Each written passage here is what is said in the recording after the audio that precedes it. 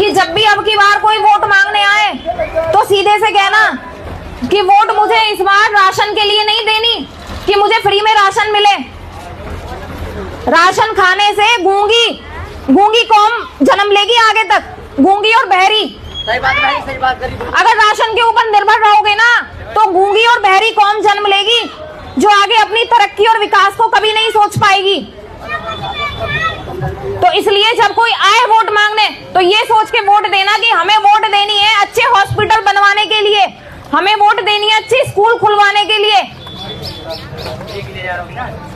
हमें वोट देनी है सरकारी नौकरी पाने के लिए कि हर घर में एक सरकारी नौकरी हो। हमारे पढ़े लिखे बच्चे नौकरी के नाम पे इधर उधर भटकते हैं, प्राइवेट में जातिवाद का सामना करते हैं। सरकारी नौकरी तुम दोगे नहीं, आरक्षण खत्म कर दोगे। तो ऐसी यही काम में बच्चों को और काम में बताए। ये समझ लेना, बहुत बड़ी सोची समझी राजनीति के शिकार हो रहे हो तुम सब।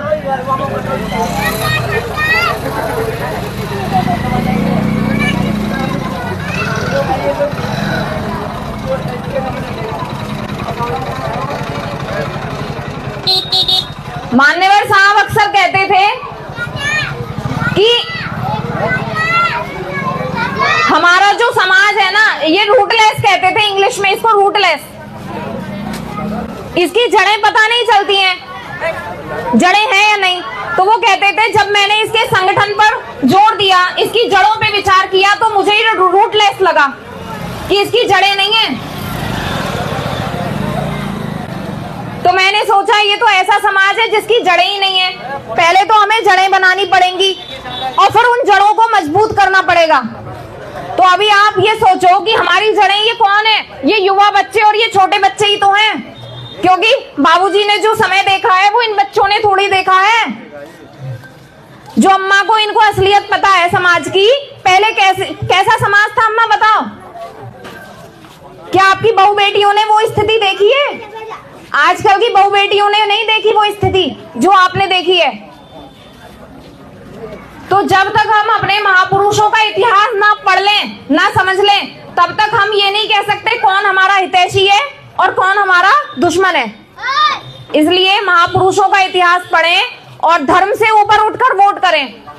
अच्छे स्वास्थ्य को, शिक्षा को, रोजगार को, धार्मिक धर्म से ऊपर उठना है। धर्म खतरे में पहले भी नहीं था, धर्म में मत उलझो। खतरे में तुम्हारी क्या है? शिक्षा, स्वास्थ्य और रोजगार, क्योंकि यही चीजें तुम्हें नहीं मिल रही है। अब पूरे गांव की सड़कें जब मैं आई थी टूटी फूटी गंदगी, तो बताओ विकास अगर यहाँ कौन आता है? यहाँ स्थिति कितनी बेकार हो रही है। तो अब सब लोग ये कहते हैं कि वोट देनी, भैया वोट, खाना कमाना, मेहनत हमें खुद करनी पड़ेगी।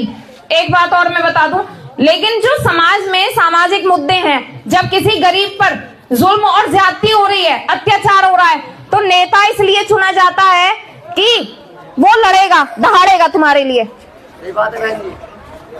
भले ही हम किसी को परेशानी में आर्थिक सहयोग ना दें 200-400 रुपए, लेकिन जब किसी पर अत्याचार हो रहा है उसके संग तो खड़े हो जाओ। उसके लिए ही तो वो ही बहुत मजबूती है।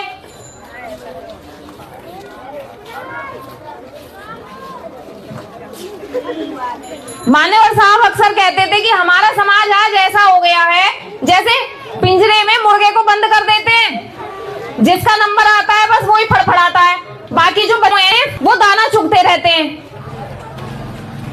तो ये चीज हमें पता होनी चाहिए, क्योंकि बसपा ही एकमात्र ऐसी पार्टी है देश में जो ना आपको बंटने देगी ना आपको कटने देगी। बसपा से जुड़ेंगे तो सुरक्षित भी रहेंगे और आगे भी बढ़ेंगे। बोलिए जय भीम, जय भारत।